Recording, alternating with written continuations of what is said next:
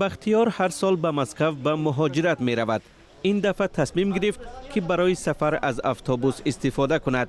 هرچند قبلا درباره پیش آمدن مشکل زیاد شنیده است. چون نرخ بلیط هواپیما گران است، قرار نمود که این دفعه توکل کند. باید خوراکی راه باید رهبر بود. از طرف خونه خیلی سوغاتی گرفتیم. بود خیلی رهبر بود. پول کتی میگیریم. سال گذشته نوارهای زیاد در یوتیوب نشر شد که تجربه تلخ مسافران اتوبوس را در راه به سمت روسیه نشان میداد. آنها شکایت داشتند که اتوبوس ها در راه ویران و سفر آنها به درازا کشیده شد. اتوبوس اکسپرس اش دوشنبه مسکو بچه اومدن این همی یک سوتکه اینا بچه تیپا زکاسنوی این اتوبوس در شهر سمرقند کلچیدگه. در شرکت نقلیاتی وعده می‌دهند که امسال چنین مشکلات پیش نخواهد آمد. مسافران را تا نقطه آخرین مستقیم و با یک اتوبوس می‌رسانند. آنها میگویند من بعد برای عبور از کشورهای دیگر اتوبوس‌های آنجا را اجاره نمی‌گیرند. بر علاوه برای مسافران شرایط مساعد سفر فراهم کرده می‌شود. ما برای مسافران حتی غذا می‌دهیم. در اتوبوس‌های ما همیشه 2 یخدان کلان کار می‌کند.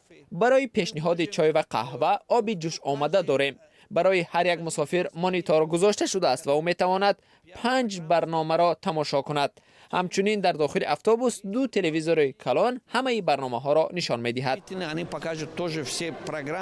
قبلا مسافران این گونه خط سیرها از خوردگیری پیوسته گمرکچیان کشورهای گوناگون شکایت می‌کردند. در شرکت نقلیاتی میگویند اگر حجت مسافران درست باشد نباید در این زمینه مشکلات پیش آید. قبل از سفر به روسیه حجت‌های خود را درست کنید. در ایستگاه اتوبوس‌ها اینجا شما با مشکلات روبرو نمی‌شوید. ما شرکت داریم که همراه با بلیط کاغذی بیمه را نیز می‌دهد. اقتصاددان‌ها بر این نظرند که انتقال مهاجران توسط اتوبوس یا مسافربر یکی از بخش‌های آینده‌دار برای شرکت‌های نقلیاتی است. زیرا با نظر داشت افزایش نرخ بلیط هواپیما طلبات به اتوبوس همیشه وجود خواهد داشت. فعلا هزاران مهاجر تاجیک توسط مسافربرهای کشورهای دیگر بر روسیه می روند. همه چی را باید حساب کرد، اما در عموم اتوبوس نسبت به هواپیما در شرایط فعلی فایده آورتر است. باید اول این گونه خط سیرها و شرایط آنها را تشکیل نمود. برای چه قرغیزها می توانند، قزاق‌ها می توانند، ما نمی توانیم. البته امکان دارد. در حال حاضر در تاجیکستان چند شرکت نچندان بزرگ فعالیت دارند که نخست مسافران را جمع کرده بعداً برای انتقال آنها به روسیه اتوبوس‌ها را به اجاره می‌گیرند. اما بازار انتقال زمینی مهاجران در حال پیدایش است. هیچ معلوم نیست که سهم آنها در رفت و آمد عمومی مهاجران چقدر است.